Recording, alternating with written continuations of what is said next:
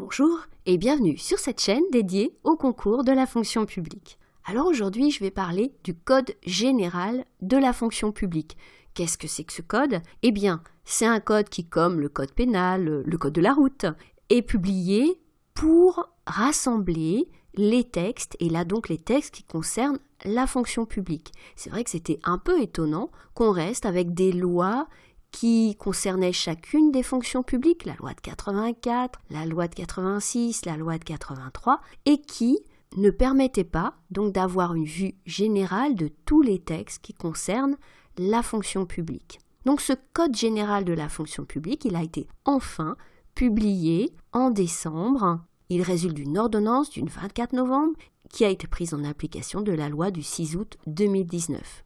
Sa date d'entrée en vigueur, c'est le 1er mars 2022. Alors qu'est-ce qui change au 1er mars 2022 ? Eh bien sur le fond, rien du tout. C'est une codification que l'on dit à droit constant, donc en quelque sorte c'est une compilation de tous les textes qui concernent la fonction publique, mais sans ajouter ni droit ni obligation aux fonctionnaires. On est bien sur une compilation.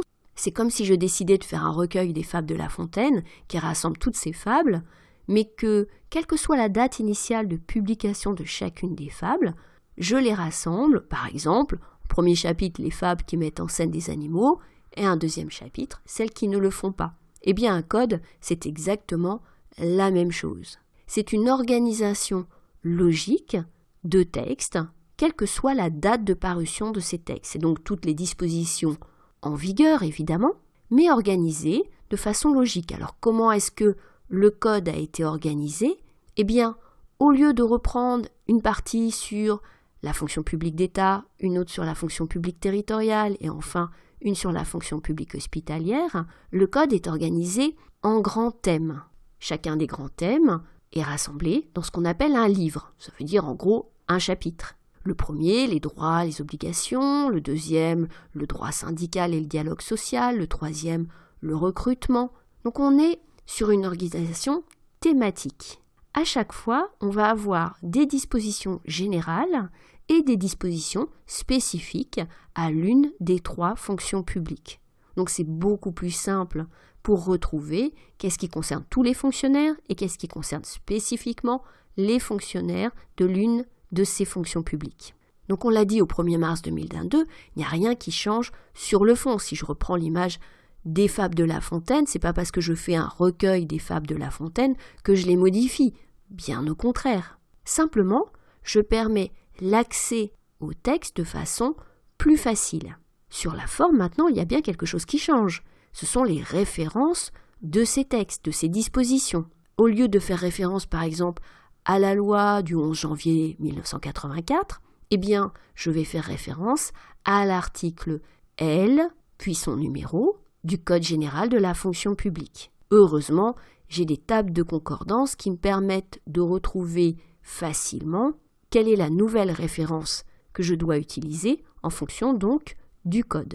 Donc à partir du 1er mars 2022, ces lois que j'ai citées, les principales lois qui concernent la fonction publique, donc on l'a dit 83, 84 et 86, ces lois sont abrogées. Ce qui veut dire que quand on fait une composition de droit, quand on fait une note de synthèse, eh bien on n'utilise plus ces références. On peut y faire référence quand on rappelle comment a été constitué l'ensemble du statut des fonctionnaires par exemple, mais ce sont des références, on va dire, historiques.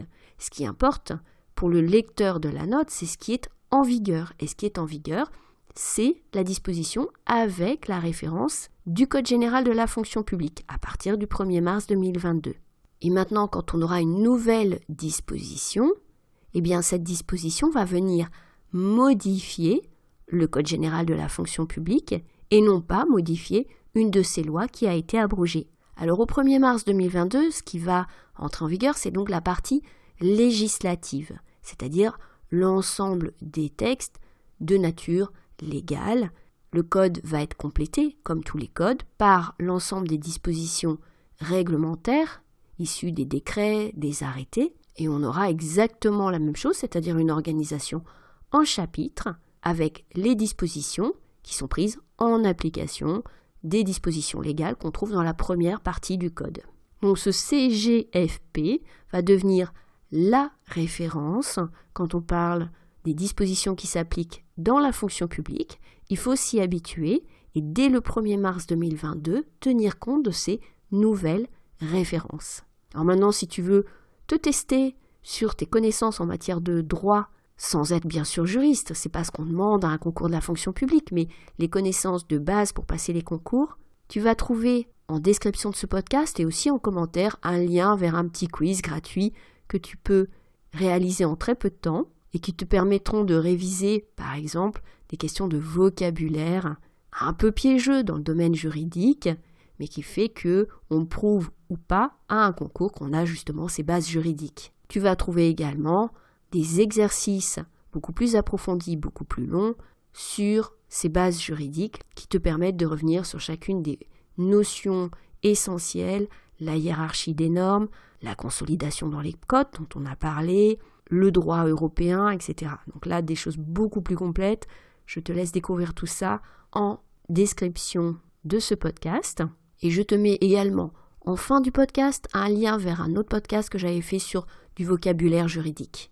Voilà de quoi faire des petites révisions pour se préparer au concours et acquérir ces notions de base que l'on te demande de maîtriser. Si ce podcast t'a intéressé, bien comme toujours, n'oublie pas de le liker, de le partager si tu le souhaites, de le commenter et enfin de t'abonner à la chaîne si tu veux être au courant des prochains podcasts. Tu peux aussi rejoindre un espace de partage, c'est entièrement gratuit, sur Slack, où tu peux échanger avec d'autres candidats au concours de la fonction publique. Je te mets là, en fin de vidéo, un petit tuto pour voir comment s'enregistrer et accéder à ce Slack.